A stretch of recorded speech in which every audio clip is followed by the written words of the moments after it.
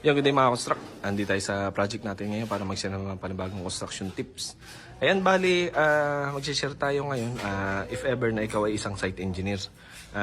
If ever nasa low scale construction ka, na tumatanggap ng mga small projects gaya nito, napaka-importante na alam mo yung flow ng trabaho na gagawin. Bali kasi sa mga small scale na projects, walang mga naka-program of work dyan or scheduling. So, napaka-importante na alam mo yung kamada. Kung makikita nyo, itinindig na mula lahat ng scaffolding dito sa loob para paikot-ikot na lang sila dito sa project. Ayan, bali, kung mapapansin nyo, meron tayong ceiling frame. Tapos ang gawin ni application ng scheme code dun sa may upper part. Tapos if ever na matapos na yung ating mga roofing accessories sa roof, gaya ng mga flashing and wall caps, install na tayo ng ceiling panel.